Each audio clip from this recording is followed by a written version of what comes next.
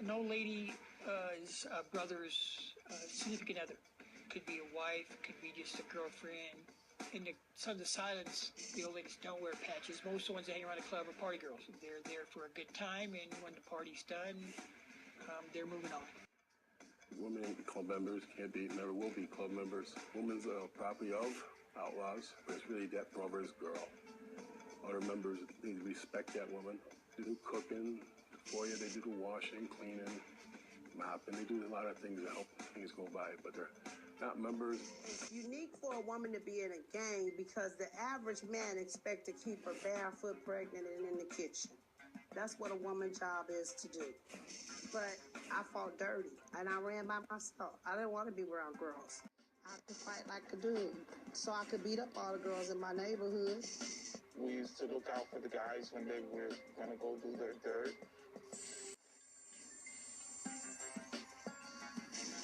But as time went by, the girls got in as bad as the guys.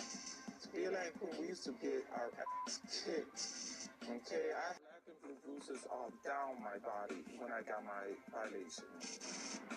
The process for girls being gang members, we're one and the same with the guys. You just have to live in the neighborhood and hang out with the same group of people. There's all different type of options that they might have you do into join the gang. Do you want to get initiated on, like, fighting? Or do you want to get sexually initiated on? Or do you want to go and shoot and kill somebody or something like that? Back in the days, we were as big and as white as the Lion Kings, beat up people and shoot at people and carry drugs and slang drugs.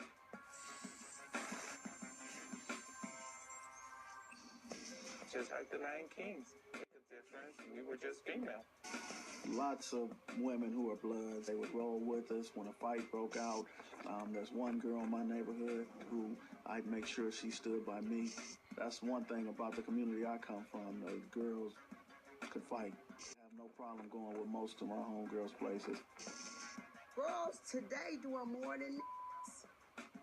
Girls today is the ones that's putting in the work.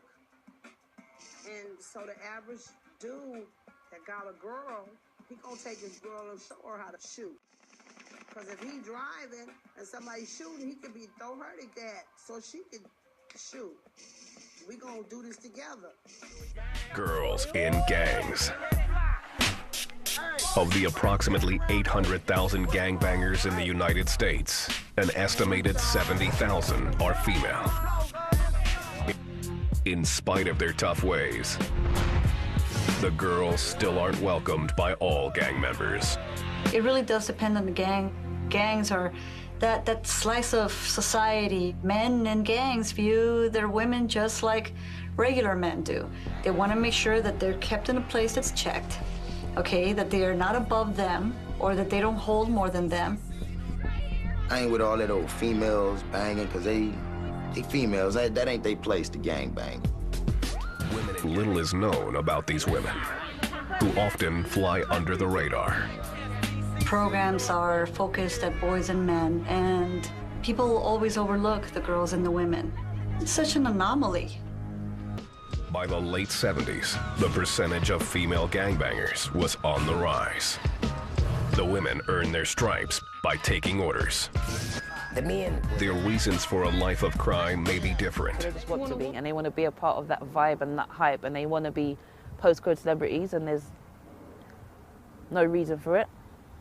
A lot of it is environmental issues. A lot of it is lack of self-esteem. A lot of it is lack of father role models for the boys, motherly role models for the girls. It's not just one reason. Some just want to make money, some don't. There's so much different reasons, I can't pinpoint them. Many come from broken homes and are looking for support. Use their association with male members to join the gang. But as the stakes became more dangerous, so did their initiations. Girls had to fight their way in. They'll ask you a couple questions or whatever, test you or whatever. And if you pass the test, I mean, you can get put on, it's nothing. But the thing is, you gotta get down. look at us like, okay, these just females. But yeah, do you know we'd be saying, bitch, you want to gun your too. You feel me, my? Sometimes, you know, you have to fight about 5, 6, 7, 8 people. It depends. You might have to shoot somebody or drive-bys, whatever the hell they might do. It's your choice to make. There's another way girls join, by getting sexed in. There's certain people that believe you can get put on a whole nother way. That is another put on. You can get put on like that if you want to. Some of them do get sexed in. Some of them have to, you know, probably have to do it to about 5 different guys or 3 different guys. In the eyes of both male and female gangbangers, girls who are sexed in are less respected. Most of the females that do get sexually initiated in, they be already, you know, hoes, sluts, tramps, and stuff like that. They just ain't getting paid for it.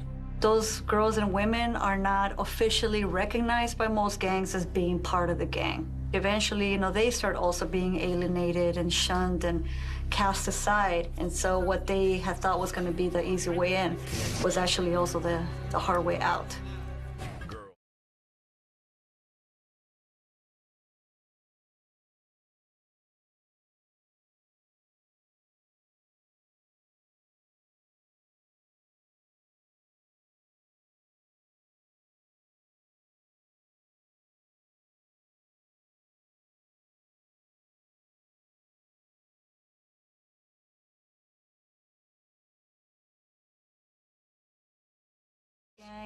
My girl in the front seat looking fine as wine, thin as wind. Relationships are so important to girls and women and the things that they will do for love.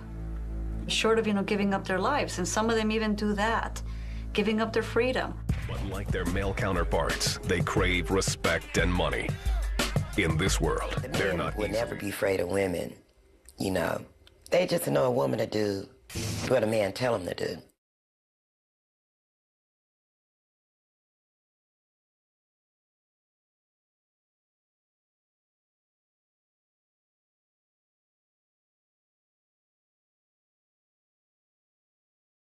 Girls who are sexed in may not last for long, but those who put in their work do. The more crime a girl commits, the more important her role in the gang becomes. You throwing up down here? Hell yeah. Nowadays, how this world is, you got someone that want to be guys that look like men and stuff like that. So, you know, that want to be guys that's harder than these guys out here, you know, that put more work in than these guys out here, you know. The ability to create that kind of fear is enticing and draws many young girls into gang life. Being in the gang is very affirming, and they will prove themselves that they can be just as crazy as the males. To have, you know, people fear you can, you know, be very empowering. What you would call a gangster. A gangster, I acted like a boy. I sagged my pants, I wore boxers. I would do the do-rag thing. I was gangster. Fight at the snap of the finger. You said, what? I done already hit you in the mouth. I would dress up like a dude. No makeup and fingernails and jewelry. All that would come off. Black shoes, black socks, black pants, black shirt, black coat, and a beanie. A red flag up under the beanie. And just put my work in. Boom, boom, boom, boom, boom.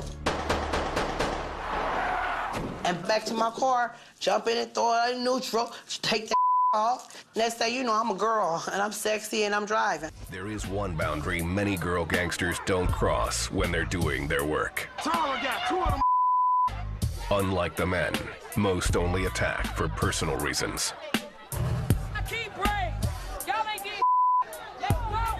When girls assault, it's usually something that's very personal to them. It's not just some random, you know, nondescript stranger. Someone, you know, that hurt them. And for female gangbangers, loyalty is more important than staying out of prison. The gang becomes your family. When you hurt somebody in your family, then the other person has to pay. For her, the lines between gang and family disappeared in 1979, the day her brother Marcus was shot by the Crips. If you shot my brother, I'll kill your mother. If you shot my sister, I could kill your mom and your daddy. If you shot my nephew or my niece, I could kill your whole family. Violence isn't the only way female gangbangers do their work. Some also use their sexuality as a weapon to spy on rival gangs. Girls and women are utilized by a gang, you know, to get back or to lure or to entrap rival gang members. Nothing is fair in love and war. Some girls pretending like guys just to get what they got, you know, or to set them up for what they got or whatever. It's a dangerous game with serious consequences. Male gang members, like young Guess, don't like to be fooled. When I deal with women, I let them know. Don't put me in a twist. Because I'll break your neck just like I break your neck. Whether they're sisters or girlfriends, the women are assets to the gang, especially when it comes to hiding contraband. Male police officers are less likely to search a woman. It's easier for a female to go and walk up to like, woo, this woo, pop, pop, pop. Because ain't nobody ever gonna expect it was a... In the 1980s, a brand new drug appeared on the streets, and gang life went to the dogs. Everybody was on crack cocaine. Gangs were the engine that drove the crack epidemic. Not only epidemic would also change the role of women in gangs. Before crack, girls joined up because of relationships. Their boyfriends or brothers were members. Now, women were joining gangs in record numbers, making up to 1/3 of some cliques. Their motivation, fast money and easy access to drugs. To get drugs, some women bartered their bodies.